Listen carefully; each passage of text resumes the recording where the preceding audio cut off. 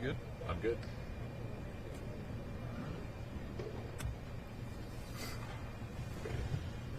We are live here on the floor of the Target Center after a third straight Big Ten championship game win for the Iowa Hawkeyes. Owen Sebring and Mike Howell with one final live edition from Minneapolis of Eye on the Hawks podcast. Welcome in to all of our viewers that have been joining us for these live, very impromptu shows as we've gone throughout the weekend. A little bit dirty. The production value isn't what we're used to back at the studio, but we're bringing whatever content we can possibly do for this incredible run that Iowa's been on, capped off by maybe one of the best games that this Iowa team has played in a long time. Maybe I shouldn't say best game, but most exciting game that they've played in a long time. Best/worst because the first half was tough to watch, and the shooting woes of Caitlin Clark. This is the second game where she's started like 0 for 9 from 3. Second out of 3, not second straight, but yeah. That's right. On Friday, she started 0 for 11 from 3, and must be these Target Center nets. I don't know what it is.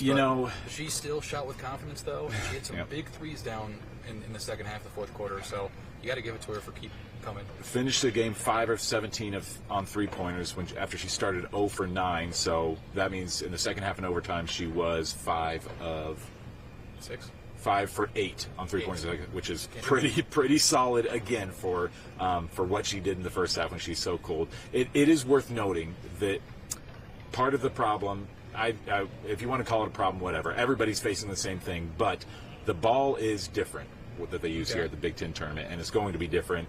The same one I think that they used here is going to be the same one they use for the NCAA tournament moving forward. After all the press conferences, we ran into Jan Jensen in the hallway, and we were asking about that because I've just never seen it over the course of a weekend, Caitlin, have so many games that the ball just rattles in and rattles out. I mean, I can't count the amount of times that we saw that happen over the weekend. Last night it happened twice in the second half, and it was, the game was in hand, and then tonight we saw that a couple times. At least 3 times, it seems like. Yeah, I mean, it was just like, almost inches away from going down and then just rattles back out. And so there might be just something to get used to with these balls. These are Wilsons, I think, that they're using now. I forget exactly what it is, but that could be something of a factor for why Caitlin, I mean, she really did not shoot her best this tournament. I mean, this was not her. I mean, she's still tournament MVP, had 34 points, 12 assists, 7 rebounds. But in terms of like shooting the long ball, this was not her best shooting performance that she's ever had. Even when she's not shooting the ball well, like she runs the offense, and if Iowa is doing well, it's because of her. I believe I caught in the last part of the post game that the final 2 minutes, Caitlin hit 1 3, but the other 3 shots they made to make that 10-2 run were all assists from her. When she drives to the paint and gets 3 girls to collapse on her, and she can find Kate Martin, who for some reason Nebraska was letting open. I guess it's a pick of poison, her, Gabby, or Sid, because Sid played amazing. All tournament team. Which one do you want to leave open? I guess they chose Kate, and she buried a 3 in the last seconds. I was so curious about that, not just because they left her open, but Markowski could have closed out to her when she hit that 3 from the wing in overtime. She could have closed out and tried to get a hand in her face, but Markowski just slacked off, even just kind of looked at her and said, like, all right, she like dared her to shoot the 3-pointer, and she did, and it gave Iowa a 1-point lead with, I think that was maybe 2 minutes left in overtime. Well, is that a moment where this is Nebraska's 4th game in 4 days, and Markowski is one of the best bigs in the Big Ten? Is it just like, okay, I'm tired in the fourth quarter? And no athlete will ever cop up to that, but it is a thing when your legs are so tired. It could be me dissecting the video myself. It kind of looked like she almost took a step out there and then like took a step backwards, like she was gonna just like wait to crash the boards, like just assuming that she was gonna miss it. And Kate, I mean, when they looked at it from a different angle, you could see Kate. She gets the ball, she sees how wide open she is, she checks her feet to make sure that she's behind the 3-point line, and then she lets it go. And it could have been a coaching thing too, because Iowa, and I don't have the specific points in the paint, but they were getting the ball into Hannah. Hannah had, 25 points? 25 points, 9 boards. 9 boards, so she was a factor. I wonder if they're like, okay, don't come out. Let's just see, since they're not shooting as hot as they usually do from 3. Now, they ended up at 39%, but that wasn't the whole game. They did make, 3 of their last 4. And we talk about Caitlin's second-half performance. I have to credit Kate Martin's second-half performance as well, because she was scoreless at halftime, and then she hit some big threes late in regulation, hit at least one big one in overtime, and she finishes with 13.7 rebounds. for how well she's played for a lot of the Big Ten schedule, Kate, not her best tournament either. I mean, the points just weren't there like they have been lately. But as we saw over the last 3 days, every other player seemed like they were stepping up in her place. With Sydney, Hannah played a great tournament as well. Yeah, going back to Kate, though, she does step up. She has moments in games where, I guess the first 2 games didn't really matter because they won by 30, but when the game's on the line, she came up and she hit that 3. That cut it to what, like 2? Yeah. So, I mean, it's a critical play. So what's the biggest, though, when I'm thinking about it, because there's so many big moments in the fourth quarter. Caitlin's 3 to start everything when they were down 8. We had Kate's 3, so they cut it to 2. Gabby's block at the end of the fourth quarter, and then Hannah's free throws in overtime after she just had missed 2 in a row. She came back, and she's admittedly not a good free throw shooter. She worked on it all season, and I think she's gotten better this year. I don't have her season stats on me right now, but she misses 2 in a pressure cook moment when the Hawks are up 2. And then she gets another chance after getting an offensive rebound, and then she nails those to put the game at reach. Yep. She was 3 for 5 from the line. Sydney was 6 for 6. She was clutch from the free throw line. Sydney needed all of those ones as well. Hannah, I was a little... I'm partially to blame because I didn't cast my ballot at a convenient time, but Hannah was left off of the all-tournament team, which is a little bit of a shame based on her numbers. She really did have an outstanding tournament, especially in the semifinals and the championships. Deserved to be on the all-tournament team. I guess when it comes to that, it's like, I don't think you can leave Jazz Shelley off. You can't leave Murkowski off. And then the Maryland... it was the Layla Felia from she made Michigan. It, but I think I voted for Sellers from Maryland. Sure. She's had a hell of a tournament. Yeah. Beating Ohio State and then coming close against Nebraska. If I'd waited maybe one more quarter to cast my ballot for the all-tournament team, I probably would have put Hannah on there. So I'm partially to blame, but she certainly was deserving of it today. And it was great to see Sydney get that honor and recognition just because she was snubbed for the 6th Player of the Year award for the conference, and so she gets to have at least one individual honor as we close out the Big Ten tournament now.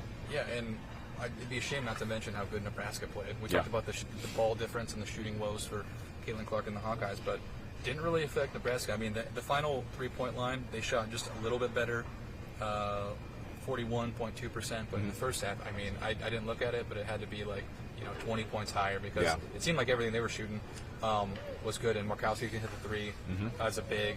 Jazz obviously is really good, and then Logan Nisley was 4 for 10. Yeah, and I believe off the bench, Hake 2 for 4. Yep. She hit 2, but a lot of good 3-point shooters on this team. And there were some people that were saying like, boy, I was lucky to be down just by whatever it was at the end of the first quarter. Well, what was that after the first quarter? I think they were down 3. People were saying, boy, Iowa really withstood the initial first quarter flurry from Nebraska. We're going to be smooth sailing from here, but Nebraska just kept pushing and they would not let up. Even when Iowa took the lead in the fourth quarter, you thought, well, maybe now Iowa's going to put their foot on the gas, but Nebraska came back, took the lead. Same thing happened in overtime. That team fought to the very last second of this game. Boy, Amy Williams has a heck of a team on her hands. Nebraska is going to be a problem for somebody in the NCAA tournament. And sorry, they were down 6.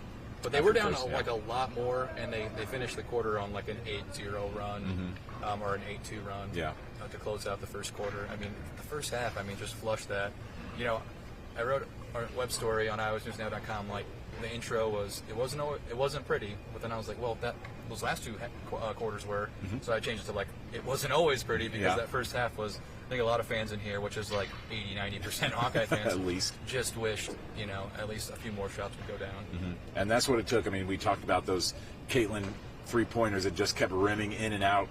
If just 1 or 2 more of those fall, it's a totally different game in the first half. I mean, she had 3 of them that were just so close to falling and then just didn't. And so, again, that's 9 points at halftime that it could have been a 2-point game. But in the end, her shots started falling, and that, I think, has to be the most encouraging thing if you're a Hawkeye fan, that those shots were falling for Caitlin in the second half. After having a terrible first half, she kept shooting and they started falling. And that could happen in the tournament again, where this ball, maybe if this is what's different about her shots, that the ball is making that kind of a difference, then she's getting used to it. It took a few games in this tournament, but those shots are starting to fall for her.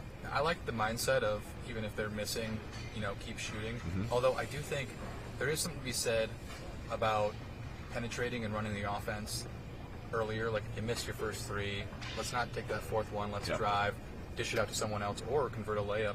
Now, one of the big themes that I was hearing in the post-game presser, I listened to it after it happened, but And they talked about it every game, is how in the regular season too, is how Caitlin's matured throughout her freshman and sophomore year when they lost the Sweet 16 to UConn and when they lost to Creighton, I believe, in the NCAA tournament as a sophomore. They talked about how if she was to have an off shooting night like this, she wouldn't really be able to mentally get through it. Okay. Caitlin's touched on this too, that she feels like it's just different now, and she's like, okay, I'm just going to keep shooting, I'm going to be me, I'm going to be aggressive.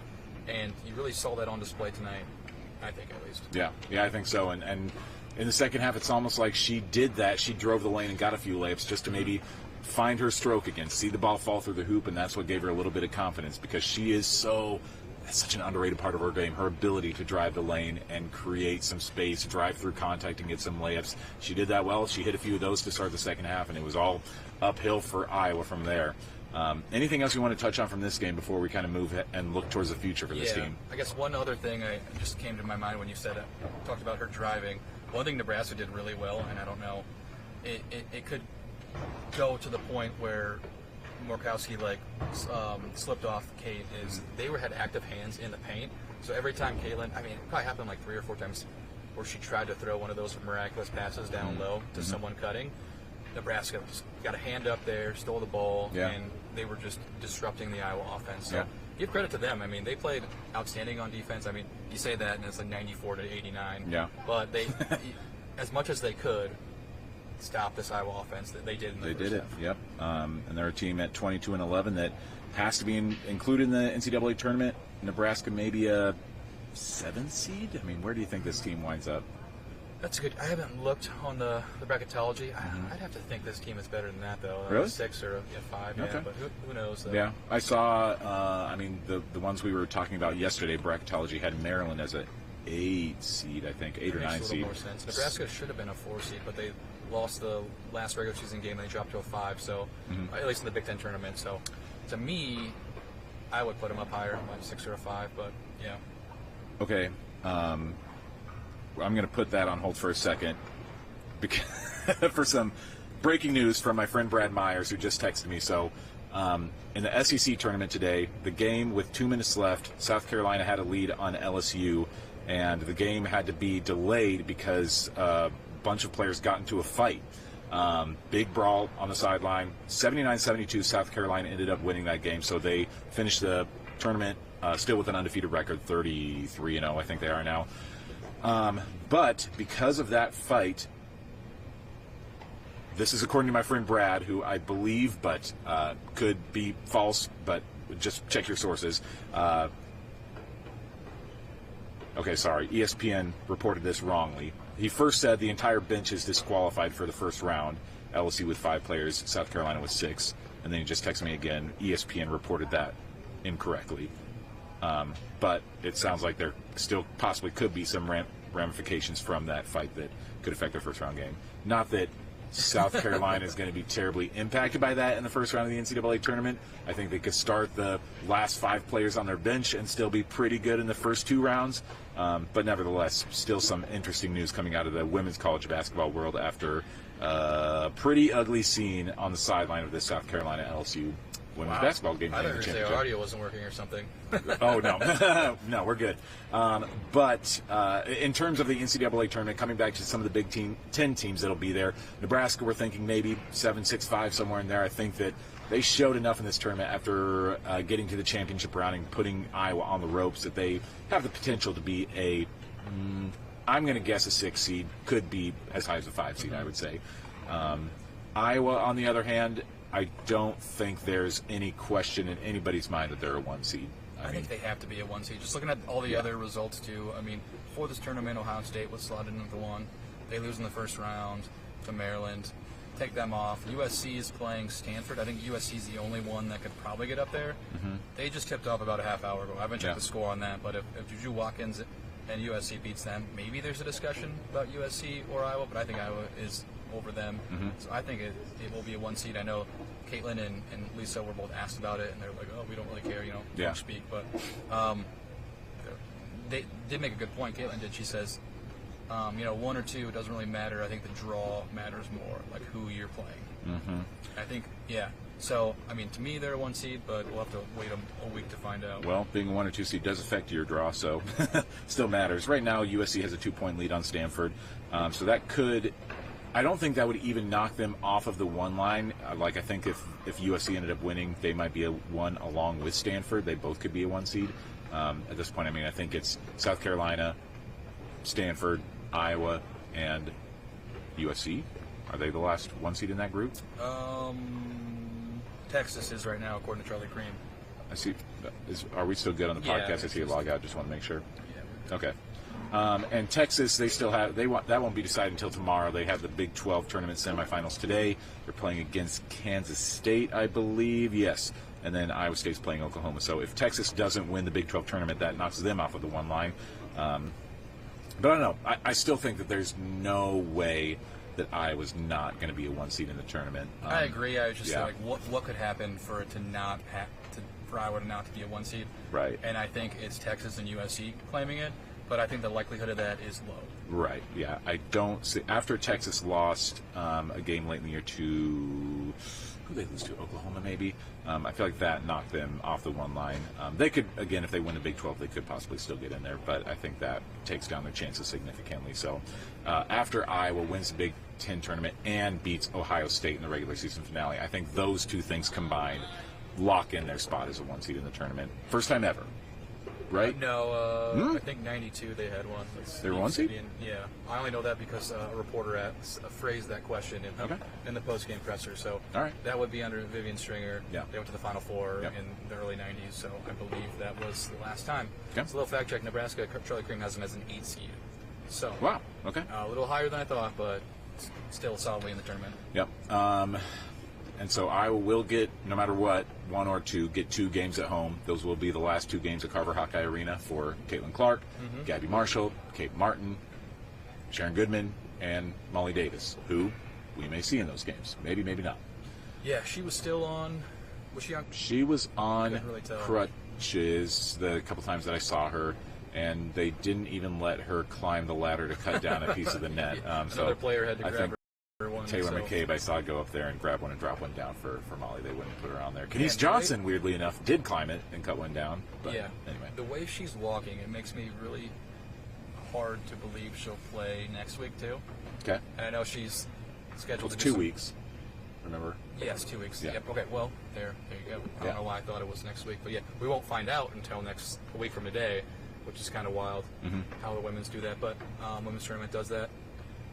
But, yeah, I mean, cross your fingers, but then again, Sydney's playing well, so I guess it's a discussion if less minutes for her. Yeah, I do think that Molly will be. I mean, the way that I saw her walking today, she's putting weight on it. It seems the way that she walks. The crutches are an aid, but she's not totally limping, and so that. I don't know. It seems like a point where in 2 weeks' time I'd like to see where she's at. Probably not still going to be 100% in the NCAA tournament, but as you, I think, pointed out a couple days ago, this could be her last games that she's ever going to play in basketball, and so she might want to give it a go no matter how she's feeling. Yeah, Lisa Bluter was asked what her prospects were after the season. I think I mentioned this in the pod before, but she said at her size it's kind of hard to get a spot in Europe, just her height-wise, so. Yeah. It could be her last go-around, just like the other seniors. But the other seniors will probably have a chance to play, either in the WNBA or overseas. Yeah. I think we can about put a bow on this Big Ten tournament run. Anything else that we should touch on before we wrap it up, Mike? I think we got it all. One commenter did say, Iowa basketball is so fun to watch, and there's nothing else to say about that. But I wanted to say it just because it is just fun basketball to watch. It's high energy, high pace. There's a lot of passing. I quote tweeted on our Eye on the Hawks account on Twitter last night, or X, whatever you want to call it, that one play from last night where they passed it like 7 times around in a triangle. And I'm like, this reminds me of prime Golden State Warriors. Yep. I'm not saying, obviously, they're as good. Don't take me out of context. But just the ball movement when you watch them in the finals where they pass it and the defense is just chasing to try and get a contest up. And then you find an open person in the corner or at the top of the key and swoosh, Yeah. So I don't want to go without saying that, just how fun this has been to watch, at least this tournament, just the whole season. It's can't miss TV. Back when the Warriors were really humming along and winning titles, Scott Van Pelt, I think, called that basketball porn. Not a term I'm going to use on the air, but on a podcast I'm okay using it, where it's just so beautiful, so perfect. Coaches just have to love it when there's that much ball movement and then finish with a three-pointer. Yeah, you got passes. I think Kate hit one behind the back, and then Edgar was going to go up, but she didn't have a shot. So, what do? You just kick it back out, and then a three for Gabby Marshall at the top of the key.